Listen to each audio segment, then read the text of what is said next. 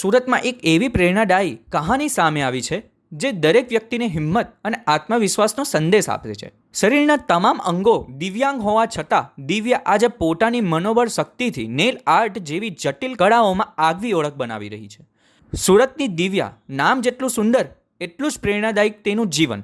એક સમય એવો હતો જ્યારે દિવ્યા સંપૂર્ણ સ્વસ્થ હતી, પરંતુ 14 વર્ષની ઉંમરે તાવ આવ્યા બાદ ખેંચ આવતા ધીમે ધીમે શરીરના અંગો જકડાવા લાગ્યા અને સમગ્ર શરીર દિવ્યાંગ બની ગયું.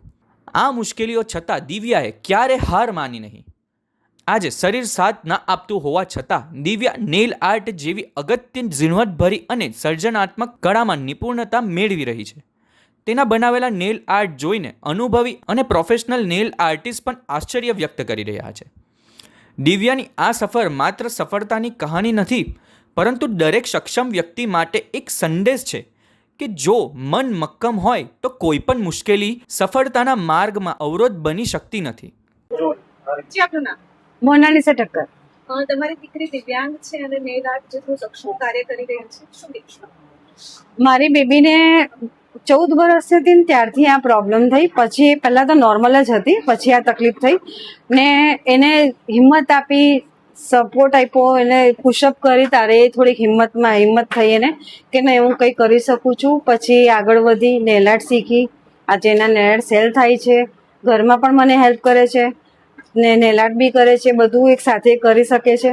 ધીરે ધીરે એને હિંમત આવે છે કે નહીં હું કરી શકું, સેલિંગ પણ થાય છે તો એને હિંમત આવે છે કે હું કરી શકું છું.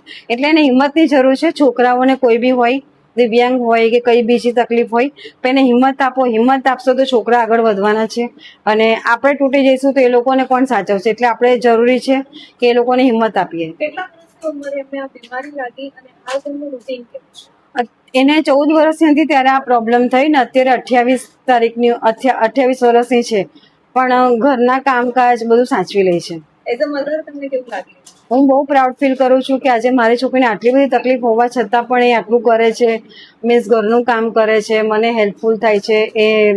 એ નેલ આર્ટનું બી હજુ બી કંઈક એને શીખવું છે. એવું નેલ આર્ટમાં એને સ્ટોપ નથી થવું, આગળ હજુ બી કંઈ શીખવું છે, કંઈ કરવું છે. એને જોબ કરવાની પણ ઈચ્છા છે કે હું જોબ કરું, પણ જોબ તો એ બોલી નહીં શકે એટલે નથી મેળ પડે. એટલે મેં કહું તું ઘરેથી તારાથી જે થતું એ કર.